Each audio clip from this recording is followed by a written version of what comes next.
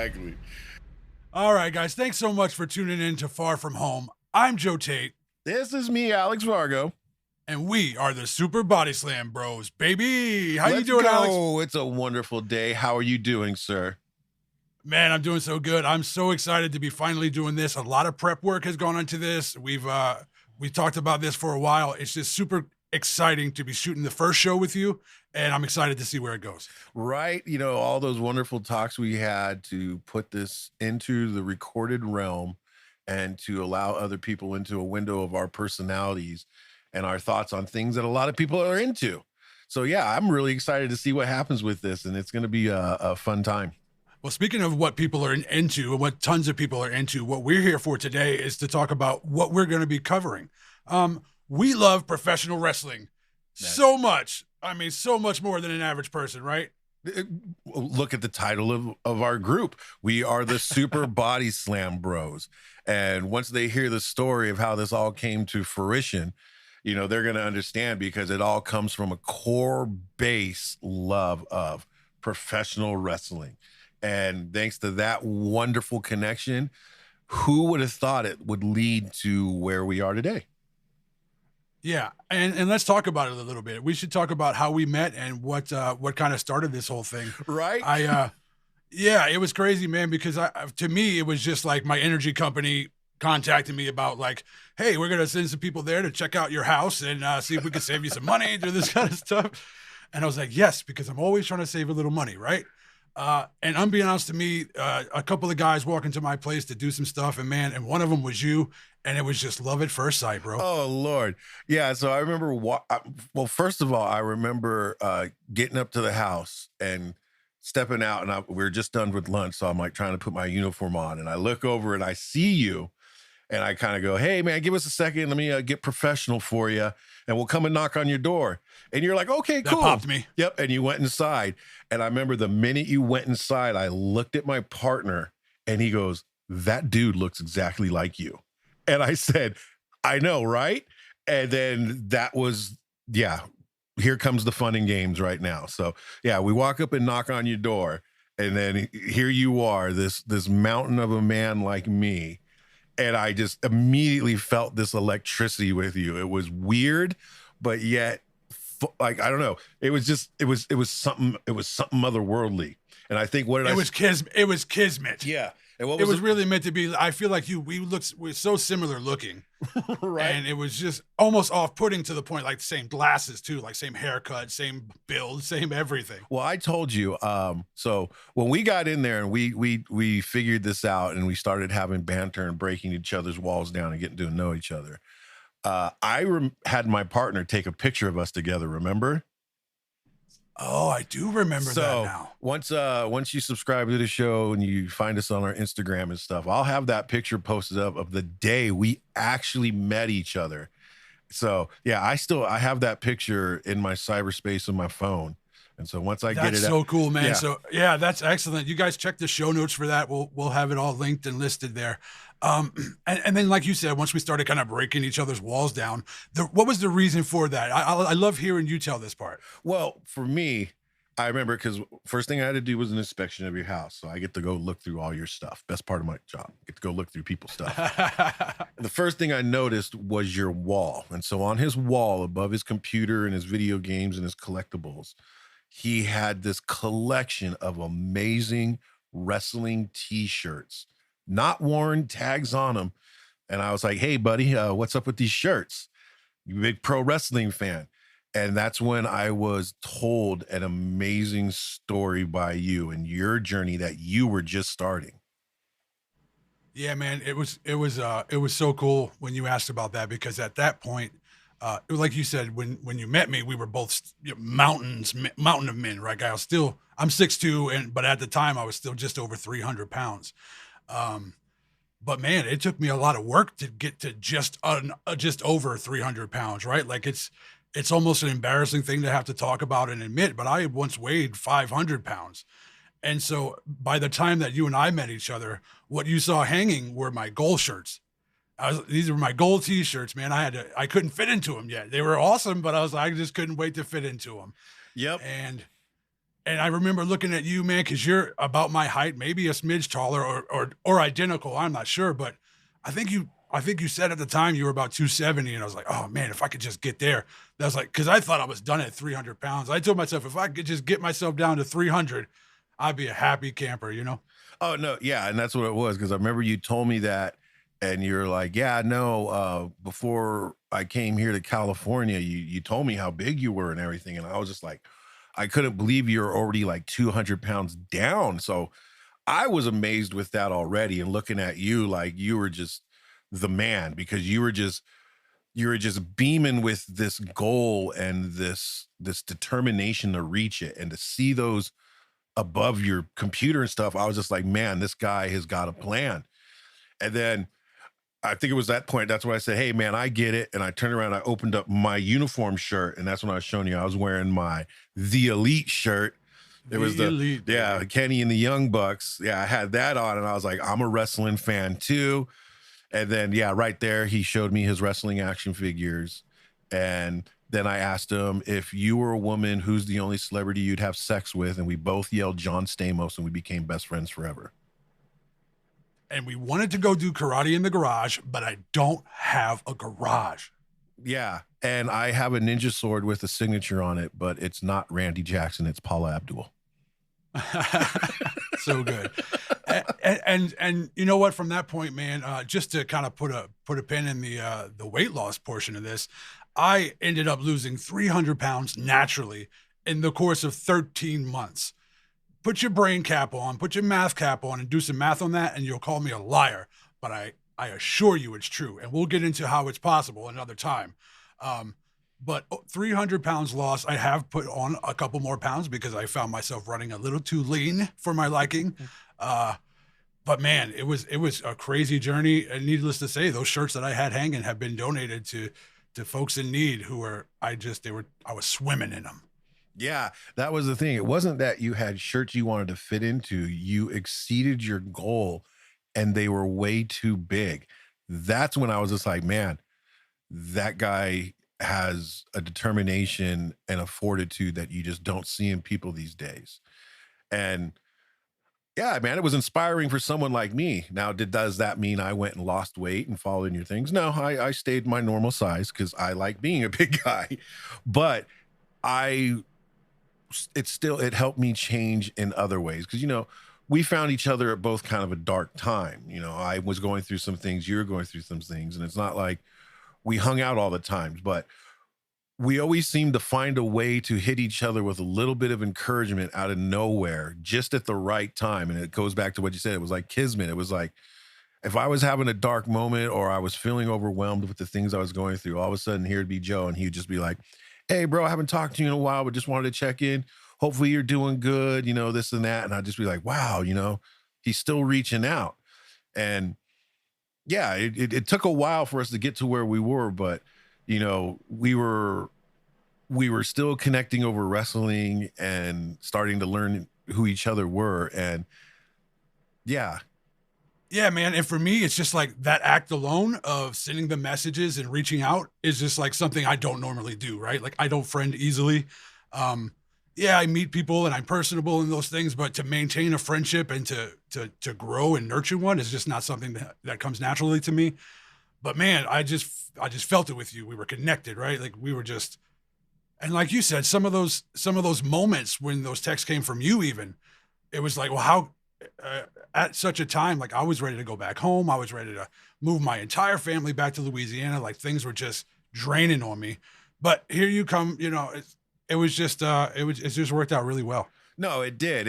And then, we were able to identify that, well, no matter how hard we're trying to stay in our little pockets of our personalities and not really try to grow with other people again, it was undeniable. The old wrestling adage, the immovable objects against the irresistible force.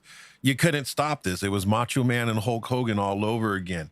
The freaking mega powers. It was just two positive forces that knew that they were both in need and were like, hey, this is some good energy here.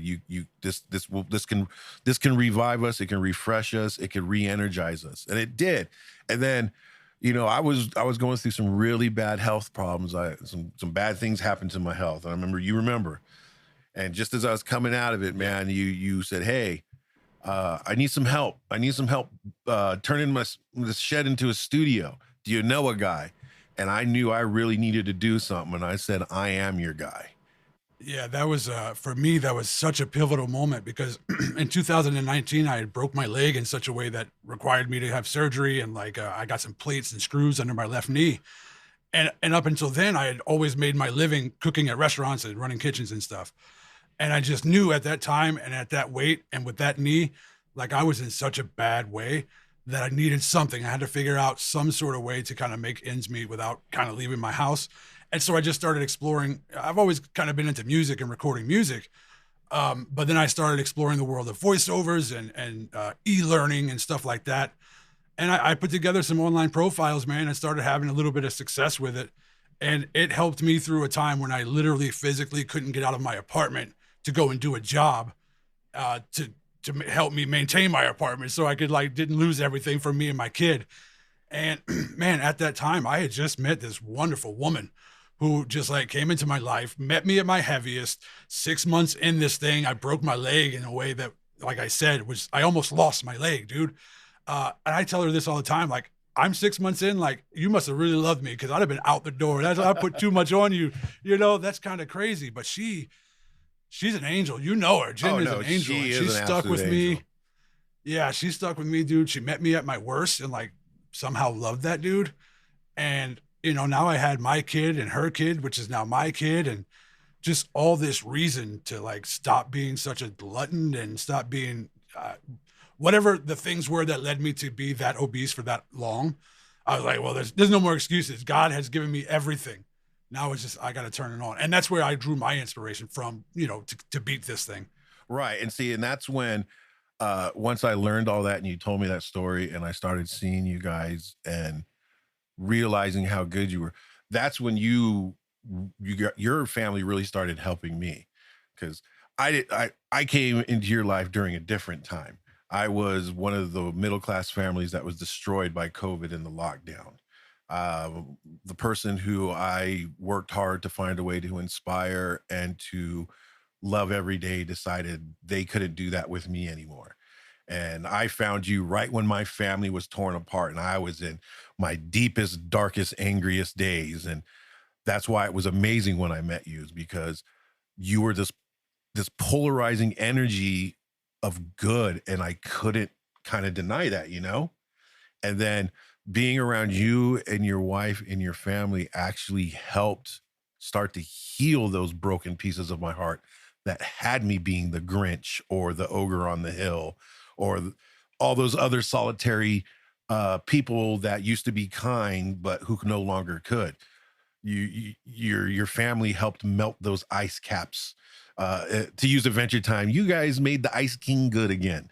Just, Oh man. But it did. It really did. And so when you came to me that day and asked me to help build the studio, it was a no-brainer for me because you didn't know at that time how much that was helping me learn how to heal my heart and heal my mind to where I could be around people who were in love again and not be jealous and angry about it anymore.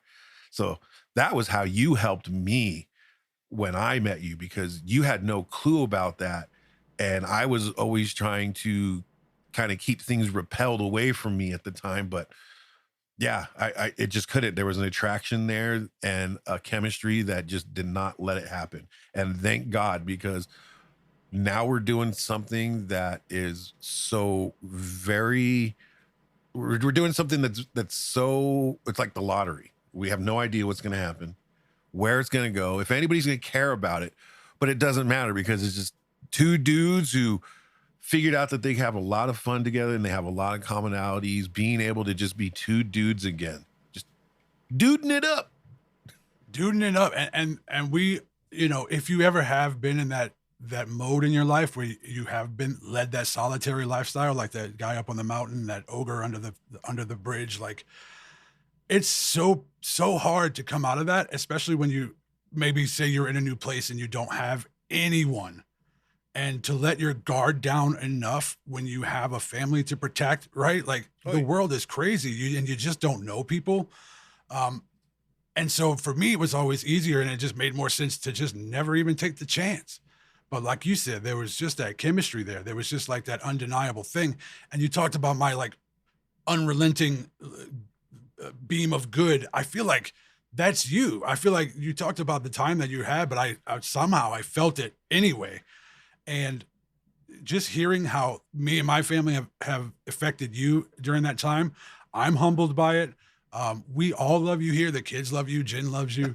Um, and even when I reached out to you because we were putting up the studio, I was kind of graduating from a vocal booth to like a dedicated building, and I needed help. Like I didn't even need help. I needed someone to do drywall for me, right? So I reached out and I was like, "Hey, did you even know anyone who could do this?" And you're like, "Man, I can do that." And you came and busted your hump for. I mean, there were I think 5 or 6 days total.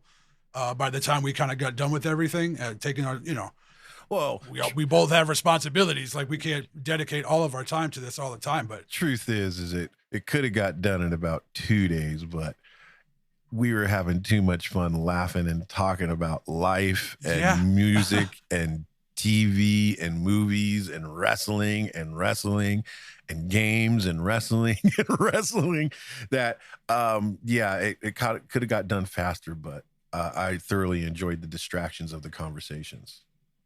yeah, and to me, that's kind of what this all leads to. This endeavor, this far from home thing, was like something I wanted to do. I feel like I have strong opinions and views on things, and I discovered during my time of audio revelation that I enjoy recording, I enjoy editing, I enjoy talking and getting my opinions out there. So I was going to do this thing, but in my head, sometimes you start stuff and it doesn't work out with someone, but I was in my head, I was going to have to go it alone. But man, when you came and we hit it off the way we did when we were building this thing, it was just like, I mean, it's so undeniable. It's really truly undeniable. No, it was, and and that's the thing. There was a chemistry, and it was like that's why I said it made me feel like you were a what was the phrase I used to you? I said, man, it's like finding a brother from another mother. Yeah. Yeah, Yeah. it was like Pretty a brother from accurate. another mother. Yep, and I was just like, I know you're not my blood relative, but I feel like we've known each other forever. And Yeah, I that's felt how that way. And by the way, your mom, I love your mom already. She's my mom now I because know my she's mom's no longer here. So she's my exactly. mom. Yeah, she sent salsa home with you. Once you get salsa from her, Oh, your family. bro, it was so good. Yeah, yeah. So It's phenomenal. there It's you go, phenomenal. buddy. Yeah, you're We should make that and put a logo on it and sell it on a website. It's so good. Like I don't know how well fresh salsa chili like that holds up. But, it would have to buy probably it fresh and eat it it'd fresh. be under the moniker of angry old lady salsa, because that's how you can tell. Like anybody who's got a Hispanic family will know this, because I'm half Hispanic, that you can tell how pissed your mother was by how hot the salsa is. So that salsa you got wasn't too it was good spicy, not too spicy. She was in a real good mood. Usually before she makes salsa, me and my brother will try to irritate her so we get a higher heat index. So, but we didn't do that this time. That's so interesting. Remind me to piss your mom off next time we come over for a barbecue. Yeah. Uh, and so, with all that kind of being laid out, let's talk a little bit about, this is far from home. We are the Super Body Slam Bros. What can our audience expect from us? I know you and I, we love wrestling and there's so much of it, but also like we're grown men with families and stuff. So did you want to talk a little bit about the weekly episodes? Because we're going to do multiple episodes every week, Oh yeah. which is more than a lot of places, right? So Right. No, and and that's what I think. I think, right now we're in this renaissance of wrestling. There's so much wonderful wrestling. You can't throw a rock without bouncing it off of 3 or 4 great wrestling shows. It's so wonderful right now. And so, yeah, with all the content that's going on out there, it would be wonderful to cover every ounce of it. But we are only 2 men right now. And that's going to be crazy, especially with how great AEW is doing, how good TNA is doing, how good Ring of Honor is doing, how good the local shows are going, which is another great thing. So, uh, one of the great things about us trying to do this podcast and that was one thing I'm really excited about is trying to uplift and promote possible wrestling events. And what really got the ball rolling for us was this, is I went to a local bin store, you know, where they get the Amazon packages and it's all this returns and stuff and it's being sold for cheap. And just before I walked in there, someone came in there and dropped off flyers for a wrestling show in our local town here. So on September 23rd, we will be attending the Valor Pro Wrestling's Disorderly Uproar event. It's a local indie promotion here in our local town. And yeah, we're here. We should say we're here in the Inland Empire in Southern California. SoCal, right? Yeah, SoCal, baby. It's a hotbed for challenge. It's a hotbed. Trying to keep it kayfabe. Don't want to give you the actual hometown, so no, I'll just go. I'll just go ahead and book myself with the Bucks. I'm coming from Rancho Cucamonga. Yeah, same. And so, I'm super excited about that Valor Pro Wrestling show too. It's been so long since I've been to a live event, let alone an indie local live event, and that's. Like you, I think that's a lot of where our love for this started. For me, it was Grandpa taking us down to the VFW, which is where Valor Pros is going to be. Is at the VFW. It's at our local VFW. Now, let me go ahead and just give a little bit of a verbal description here. So I'm looking at this wonderful quarter sheet flyer. And right in the center of it, it looks like it could be the third or fourth cousin of the Wyatt family wearing like this cool wolf mask. He's got his arms crossed. And then above him is this cool guy in a leopard shirt who's got a fanny pack around his chest. And then next to him, we got this dude with this crazy mask on just above him. So like in a triangle. So it's really cool. And then we got a guy on here that looks like he might be Skinner 2.0 from the late 80s. There's some really interesting characters on here. And I cannot wait to figure out who's and to boo and to cheer. Maybe get a chop in the chest or a wrestler to get upset at me or something, but I'm ready to go and have a great time at this thing. Yeah, it's going to be an awesome time next Saturday night, and you can expect the Super BodySlam Bros to be there live and in color. And Alex, just to get back a little bit to the shows, we're endeavoring to put out a show every Tuesday and every Saturday, and every Sunday that there's a premium live event, we are going to bring you coverage. Yes, we are. And right now, we were discussing, we'll be covering the WWE, correct? With hopefully once we figure out how this is going to grow, covering more things, different promotions, of course, AEW and whatnot. But also on here, I think one of the things you'll find is we might be doing some surprise stuff. We'll be discussing other things, maybe doing some special shows in between, because for things that we just can't not point out or discuss, because things we can't hold our excitement in for. Absolutely. Joe will let you know, in between our recordings, I love to bombard him with thousands of wrestling memes and clips from all around the world. Look at the scones, thousands of them. There were thousands. And that's not a joke. I hit him with them all day long. Like sometimes I think he turns his phone off on me because I hit him with so many. But facts. But they're amazing because the way I was brought up in wrestling was I was sat down by my World War II veteran grandfather in front of the TV, and he would turn on the ESPNs and the Mid-South because he had the feeds. And I grew up watching WWF from New York and a lot of NWA, AWA, and a lot of Mid-South wrestling. So I grew up watching Dusty Rhodes and Flair. I remember Cactus Jack scaring the crap out of me as a kid when he came out. Bang, bang. Oh, Vader when he came back from Japan.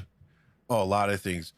You can't see it now. One of my biggest heroes from watching them, Bruiser Brody. I got my Bruiser Brody shirt on. That's the first time I saw Bruiser Brody. So I came up at the tail end of the golden age of wrestling.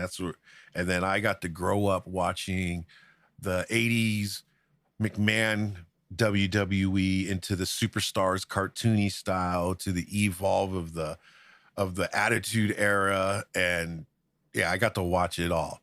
So I Yeah, must. so we should mention here, like your fandom runs a little deeper and longer than mine. We're a decade separates And us. also So when because I was coming, I was to say also because I'm long in the tooth, I find myself sometimes trying to be that old man lecturing you youngsters on how wrestling was and how it used to be, which I try really hard not to, but it's hard when you have a plethora of knowledge that dates back to like 81 and you used it to help you get through every point of your life that yeah, I'm literally that guy that has so much wrestling knowledge that it's not necessary.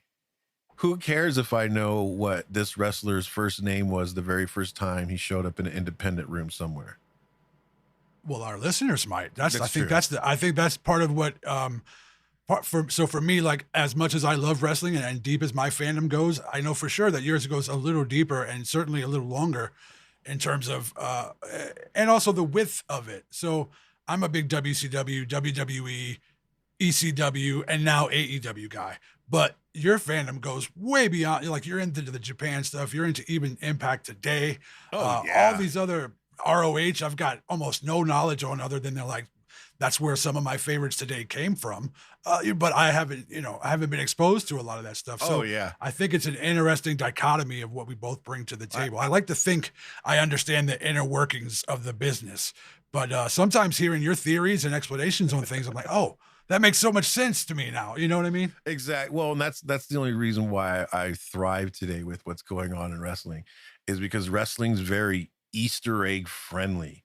And a lot of these dudes are redoing a lot of the stuff they did in the indies. So sometimes it feels good when I'm like, oh, I saw him do that in 2007.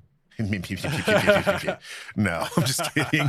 But no, yeah, it's kind of neat because it does help me predict the future with some of their personality quirks or where they might be going with their storylines because they do pull back from a lot of stuff that we never saw or not many people have seen. So yeah, I love showing people this stuff from the past, and they're like, "What?" And it's this grainy VHS from an independent show at a high school down in Louisiana, and you're like, "Yeah, that's so and so," and watch what they do here, and they're just, "Oh my god, yeah!" It's just amazing to see these people's roots sometimes.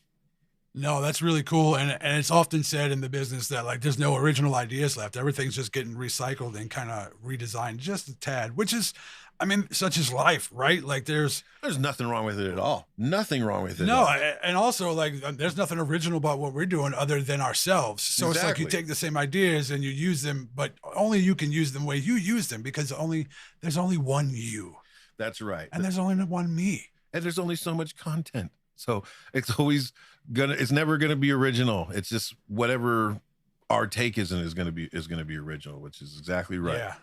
And that segues nicely into the thought of like, yes, we're going to be covering mostly Monday night Raws and Friday night SmackDowns and their PLEs. But I think the way we're timing out the shows allows us to bring news and noteworthy things from other promotions in as we can.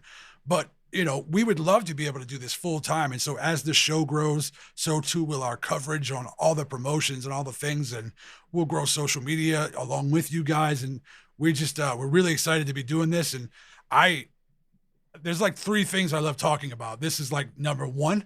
And like, so when you find someone to talk about it with, especially one who's as knowledgeable as you are and to share that stuff with the world, man, it's exciting. Oh and yeah, and that's the thing. With wrestling, especially us here in the States, we just know our big companies. But the internet's a wonderful thing. And if you use it for what it's for, I mean, it opens your eyes to some content out there. Looking at England, Great Britain, they got great wrestling programs there. Germany, uh, I think I was telling you about the one in South America where the women come out in their traditional Peruvian hats and bowler hats, and they're out there doing lucha libre. It's just to me, it's wrestling is special, and the reason why is there's not one country you can't find that doesn't have some iteration of this wrestling there. It doesn't matter what continent, what country you go to, there is some kind of pro wrestling event going on there in that country. So, yeah, that's why It's worldwide. it is. This It's ain't just, worldwide. yeah. It's multicultural. So as corny as it sounds, wrestling can bring the world together, baby. Let's bring the world together. Bro, I love that. Wrestling does bring my world together. Exactly. Gosh. Exactly, man. Not to sound like, you know, the two schmoes on Ready to Rumble, but Jimmy King ruled the world. Jimmy King ruled the world. Wrestling. I'm the first to admit, like, as critical as I can be on like what I see on the TV sometimes because I think I'm so smart, I also know that I'm a mark. And yes, that makes me a smart mark. I get it. Right. But I love it. But that's the thing. When they're doing their job right, we're all marks. And right now it is a mark's time for wrestling because wrestling is good. That's so perfect. It's never been a better time to be a wrestling fan. And there's never been a better time to subscribe to Far From Home and check out the Super BodySlam Bros all week long. And make sure you go and check out our show notes. Follow us on various social medias. We'll be on Facebook, X, and Instagram. And follow us. Let us know what you guys like. Let us know what you want us to see. Let us know what you want us to review or check out. Tell us the games you like, the music you like. We want your interactions just as much as anything else in this world. So, yeah, come and join us. And that's going to do it here for us in Far From Home. We are the Super BodySlam Bros. Thanking you for tuning in, and we'll see you next time. See you next week.